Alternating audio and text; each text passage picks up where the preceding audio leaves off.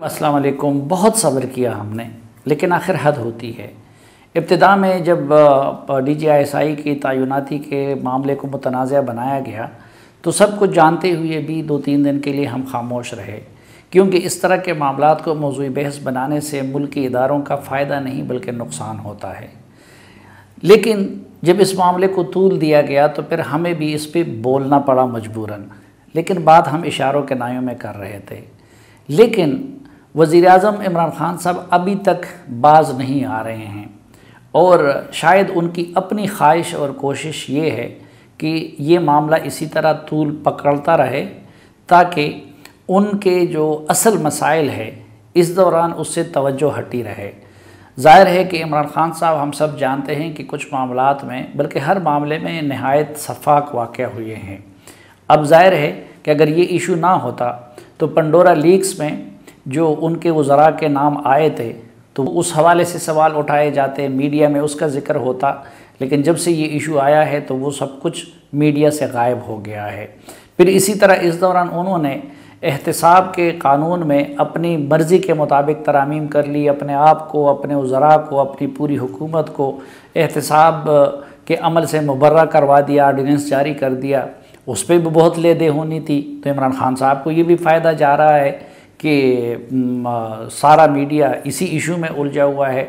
फिर पिछले महीने उन्होंने तेल की कीमतों में जितना इजाफ़ा किया यकदम, और इस महीने वो मज़ीद करना चाहता है, उस पर भी ज़ाहिर है कि इस हुकूमत की ख़बर लोगों ने लेनी थी। लेकिन जब मीडिया और सियासतदान और हम सब इसी में उलझे रहेंगे तो इमरान खान साहब के उन नाकामियों की तरफ तवज्जो नहीं जाएगी। और ये पहले से उनका तरीक़ा वारदात रहा है हमेशा कि वो इस तरह के इश्यूज़ क्रिएट करते हैं और हमेशा गेम को या अपोजिशन के हाथ में रखते हैं या फिर किसी और के हाथ में रखते हैं कि उनकी गवर्नेंस की तरफ और उनके करतूतों की तरफ लोगों की तवज्जो ना जाए। तो ज़ाती लिहाज से मेरे ख़्याल में इसलिए उसको कोई जल्दी नहीं है। लेकिन दूसरी तरफ एक एक मिनट जो गुज़र रहा है तो वो इस मुल्क के लिए और इस मुल्क के सलामती की इदारों के लिए भारी साबित हो रहा है। आज मैं सिर्फ इतने बताने की कोशिश करूँगा कि नंबर 1, इमरान खान साहब का इस हवाले से जो स्टांस उन्होंने लिया हुआ है, क़तन असल मामला वो नहीं है। इस मामले में न सिर्फ ये कि वो पूरी तरह बाखबर थे, ऑन बोर्ड थे, बल्कि जनरल फैज़ हमीद साहब जिनकी आड़ लेके इमरान खान साहब ख़ुद उनकी पोजीशन को ख़राब कर रहे हैं। तो ये सब कुछ जनरल फैज़ हमीद साहब के मशवरे से हुआ था, उनके गुड फैथ में हुआ था। उन्होंने पेशावर का एक विज़िट भी किया हुआ था, और अभी भी पोजीशन ये है कि जब से ये क़ज़िया सामने आया है तो सबसे ज़्यादा कोशिश उसको हल करने के लिए वही फैज़ हमीद साहब कर रहे हैं। और उन्होंने वज़ीर-ए-आज़म पे और बाकी लोगों पे ये वाज़े कर दिया है कि वक्त आने पे जो दिन उनको कमांड की तरफ से कहा जाएगा तो वो पेशावर चार्ज संभालने के लिए जाएंगे। तो मसला असल में जनरल फैज़ हमीद साहब का नहीं है, क्योंकि वो पहले आर्मी चीफ वाज़े कर चुके थे इमरान खान साहब पे ख़ुद भी और जनरल फैज़ हमीद साहब के ज़रिए भी कि आर्मी चीफ के पोस्ट के लिए एलिजिबिलिटी के लिए ये ज़रूरी है कि वो 1 साल कोर को कमांड करें। तो जो कुछ उनके गुड फैथ में हो रहा था, अब इमरान खान साहब का असल मसला कुछ और था, और इमरान खान साहब की राय बदली थी बिल्कुल आखिरी वक्त पे। उनको किसी साइड से ये बताया गया कि एक तो उनको ये बताया गया कि ये अशरा आपके लिए इस तरह के फ़ैसले के लिए ठीक नहीं है। दूसरा उनको ये बताया गया कि जी फ़लाँ बंदा आपके लिए ज़्यादा मुनासिब होगा। तो चुनांचे असल जो उनके दिल में है या जिस चीज़ की वजह से वो इस तरह करने पे मजबूर हैं, वो बताने की बजाय उन्होंने फैज़ हमीद साहब की आड़ ले ली और अपने काबीना और बाकी लोगों को भी ये बता दिया कि जी मैं तो उनको रखना चाहता था लेकिन मेरी बात नहीं मानी गई, और उसके लिए भी कहते कि अफ़गानिस्तान के कंटेक्स्ट में। अब हालांकि पहली बात तो ये है कि मैं ज़ाती तौर पर जानता हूँ कि अफ़गानिस्तान के हालात से जितने इमरान खान साहब लाताल्लुक़ हैं इतने शायद पाकिस्तान के आम लोग और शहरी भी नहीं है। दूसरा, ISI ज़ाहिर है कि वो कोई पीटीआई नहीं है कि जहाँ पे वन मैन शो चल रहा हो। आईएसआई एक इंस्टीट्यूशन है, वहाँ पे मुख्तलिफ डीजीज़ हैं हर सेक्शन के, वो उनके नीचे और लोग हैं, और लीडर बदलने से ऐसा नहीं होता कि उनका काम रुक जाता है, बल्कि वो जिस तरह के एक पूरा इंस्टीट्यूशन उनका काम उसी तरह जारी रहता है। तो इस मामले में सबसे ज़्यादा रगड़ा दिया इमरान खान साहब ने ख़ुद जनरल फैज़ हमीद साहब को, क्योंकि बहुत महदूद लोगों को अंदर के मामलात का इल्म होगा। अपने इंस्टीट्यूशन में भी उनकी पोजीशन ख़राब हो रही है, पब्लिक में भी वो डिस्कस हो रहे हैं, अपोजिशन की तरफ से भी और मुस्लिम लीग नून की तरफ से भी सारे हमले उन पे हो रहे हैं। तो इन हालात में वो कैसे चाहेंगे कि ये तनाज़ा तूल पकड़ें, लेकिन इमरान खान साहब असल बात कहने की बजाय उनकी आड़ लेके सबसे ज़्यादा मेरे ख़्याल में ज़्यादती के मुर्तकब उनके साथ हो रहे हैं। दूसरी तरफ जो नामज़द DGISI है, उनका ना तो कभी सियासत में कोई किरदार रहा है, न वो इमरान खान साहब के हामी थे, न उनके मुखालिफ थे, न किसी और जमात के साथ उनका कोई रब्त ज़ब्त था। अभी तक उनका एक शानदार रिकॉर्ड रहा है, लेकिन इमरान खान साहब ने इसके ज़रिए उनको भी मौजूद बहस बना दिया है। और तीसरी तरफ एक सबसे बड़ी आजमाइश से उन्होंने ख़ुद army chief general Qamar Javed Bajwa को भी एक आजमाइश से दो चार कर दिया है। ये जो हम आपको ख़बर दे देते हैं कि जी फ़ैसला हो चुका, तो ये फ़ैसला माजी में जितनी भी ये मीटिंग्स हुई, हर मीटिंग में इमरान खान साहब की तरफ से रज़ामंदी ज़ाहिर की जाती है, लेकिन अगले दिन वो फिर अपनी बात से मुकर जाते हैं। एक मरतबा उन्होंने इससे ख़राब कर दिया कि जाके कैबिनेट में बात कर दी, दूसरी मरतबा बात तय हो गई थी, फिर मीडिया को ये ख़बरें हुकूमत की तरफ से लीक की गई कि जी फ़लाँ लिस्ट आया हुआ है। ये जो इंटरव्यूज़ वाला शोशा है, ये भी हुकूमती कैंप से ही मीडिया को फीड किया गया है। अब एक तरफ वो बताते हैं, उन्होंने काबीना को भी बताया और पार्लिमानी कमेटी को भी कि जी हमारा मसला हल हो गया है, और हम भी ये जानते हैं कि अपनी तरफ से उन्होंने कमिटमेंट दी हुई है। लेकिन दूसरी तरफ वो कहते हैं कि जी मैं अपने वक्त पे करूँगा। अब सवाल ये है, वक्त ये नहीं है, आप वो ताख़ीर क्यों लगाते हैं? तो वहाँ पे फिर ज़ाहिरी बात है कि ना वज़ीरों को वो कोई दलील दे सकते हैं कि मैं क्यों ताख़ीर कर रहा हूँ, न उनके वज़ीर हमें कोई जवाब दे सकते हैं कि वो क्यों ताख़ीर कर रहे हैं। तो ज़ाहिर है कि फिर लामहला हम उस राय को कायम करने पे मजबूर हो जाते हैं कि शायद उनको किसी जगह से बताया गया है कि जी आपने इस अशरे में ये नहीं करना है। तो वो जो तवहमात है उसकी वजह से इस वक्त पूरा इंस्टीट्यूशन भी सफ़र कर रहा है और उसकी वजह से पूरा मुल्क भी सफ़र कर रहा है।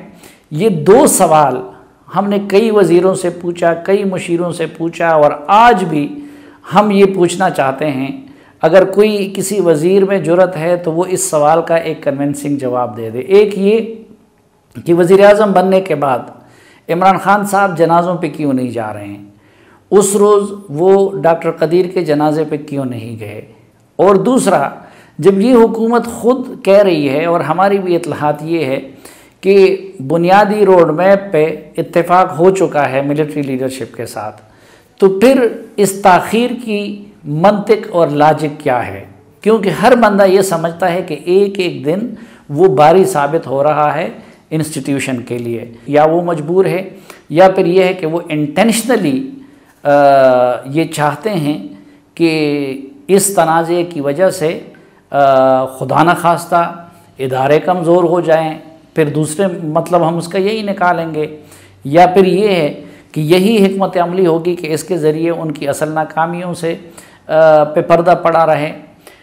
अब दूसरा सवाल ये है कि क्या वाकई ये DGISI का तकर्रुर वो वज़ीर-ए-आज़म का इख्तियार है? अब पहली बात तो ये है कि लोग कुछ कहते हैं कि जी सिविलियन सुपरमेसी और फ़लाँ और ये वो, तो हम जैसे तालिब इल्म तो इमरान ख़ान की हुकूमत को भी उसी तरह डिफेक्टो मानते हैं जिस तरह के एक मार्शल लॉ की हुकूमत होती है। मैंने तो नए इलेक्शन में वोट दिया है और उससे पहले कहा भी था कि मैं इस इलेक्शन में वोट नहीं दूंगा, लेकिन अगर उनको मान भी लिया जाए तो अभी तक आईएसआई का मिलिट्री की तरह कोई एक्ट नहीं है, कोई कानून ऐसा मौजूद नहीं है जिसकी वजह से वज़ीर आज़म के साथ मुशावरत का कोई तरीक़ा बताया गया हो या फिर इसको वज़ीर आज़म का इख्तियार करार दिया गया हो। हाँ, आईएसआई चूँकि एक नोटिफिकेशन के ज़रिए कायम हुई थी, तो एक मुल्क के चीफ एग्जीक्यूटिव होने के नाते उनसे मॉरली एक मुशावरत की जाती है। लेकिन अगर आप देखें तो बेनज़ीर भुट्टो साहबा के दौर में आईएसआई चीफ का तकर्रुर एक तरीके से हुआ, नवाज शरीफ के अदवार में दूसरे तरीके से हुआ, जनरल ज़िया उल हक़ के दौर में किसी तीसरे तरीके से हुआ, और ये कोई कानूनी तकाज़ा नहीं है कि उनसे मुशावरत की जाए। मसलन ख़ुद इमरान ख़ान साहब के दौर में ये जो सोनामी सरकार है, इसमें पहले जनरल आसिम मुनीर साहब डीजी आईएसआई बनाए गए, और इस वक्त आपको स्क्रीन पे वो ख़बर नज़र आ रही है डॉन अखबार की, कि जिसमें ना तो समरी भेजने का ज़िक्र है, जिसमें ना वज़ीर आज़म के साथ मुशावरत का ज़िक्र है, बल्कि वहाँ एसपीआर से प्रेस रिलीज़ जारी हो गया और न किसी ने सवाल उठाया और न किसी ने समरी की बात की। अगर उस वक़्त कोई समरी गई हो तो ये हुकूमत सामने ले आए कि जो अभी जो कहा जा रहा है कि 3 नामों की समरी हमें दिखा दें कि जो इमरान ख़ान साहब के पास गई हो, और फिर उन तीनों में उन्होंने एक का इंतखाब किया हो। उस वक़्त भी यही हुआ कि आर्मी चीफ ने फ़ैसला किया और आईएसपीआर ने उसका प्रेस रिलीज़ जारी कर दिया। तो उस वक़्त इमरान ख़ान साहब को अपना ये इख्तियार क्यों याद नहीं था। फिर उसके बाद जनरल आसिम मुनीर साहब को गुजरांवाला का कोर कमांडर बना दिया गया और जनरल फैज़ हमीद साहब को डीजी आईएसआई बनाया गया। वो ख़बर भी इस वक्त आप स्क्रीन पे देख सकते हैं। उसमें भी ना तो ये समरी का जुगाड़ हुआ, ना उसमें 3 नामों का जुगाड़ हुआ, इंटरव्यूज़ वगैरह तो दूर की बात है। और अगर ये प्रोसेस उस वक़्त फॉलो किया गया हो तो फिर ले आए हुकूमत वो समरी कि जो इस वक्त इमरान ख़ान साहब कह रहे हैं कि ये 3 नाम और भेजे जाएंगे और उसमें उनका इख्तियार होगा। जनरल फैज़ हमीद साहब का भी इसी तरह हुआ। तो ख़ुद इमरान ख़ान साहब की हुकूमत में दोनों मरतबा जब आईएसआई के डीजीज़ का तकर्रुर हुआ है, तो दोनों मरतबा ये जो 3 बंदों का नाम भेजने और समरी और इंटरव्यूज़ और ये वाली चीज़ें हैं वो नहीं हुई, बल्कि उधर से ऐलान हुआ और इधर से फिर उसका नोटिफिकेशन जारी किया गया। अब सवाल ये है कि ख़ुद अगर इमरान ख़ान साहब की हुकूमत में माजी में इसके बरक्स हुआ है, अब के बार तो आर्मी चीफ उनके पास बाकायदा आए और मुशावरत के लिए भी आए, लेकिन माजी में तो हमें कोई इस तरह की चीज़ भी जब उन 2 डीजी आईएसआईज़ का तकर्रुर हो रहा था तो ये चीज़ भी तो हमने नहीं देखी थी। तो इसलिए हम तो इस नतीजे तक पहुँचे कि नंबर 1 असल मसला ये नहीं है जो इमरान ख़ान साहब बता रहे हैं। जनरल फैज़ हमीद साहब को भी मुफ्त में रगड़ा दिया जा रहा है। हुआ यही है कि इमरान ख़ान साहब ने इस्टेब्लिशमेंट को ब्लैकमेल करने की खातिर माजी की तरह ये फड्डा ले लिया, और अब एक तो उनको उस पड्डे से निकलने के लिए अपनी अना की तस्कीन के लिए कुछ चीज़ें चाहिए, और दूसरा शायद वो तवहुमात की दुनिया है कि जिसकी वजह से वो एक ख़ास वक्त तक ये प्रोसेस इनिशिएट नहीं कर सकते। लेकिन अफसोस कि इसका नुकसान सबसे ज़्यादा मुल्क को हो रहा है, कौमी इदारों को हो रहा है, और फिर आर्मी चीफ जनरल फैज़ हमीद और जो नए डीजी आईएसआई है जनरल नदीम अंजुम साहब, उन जैसे लोगों को हो रहा है।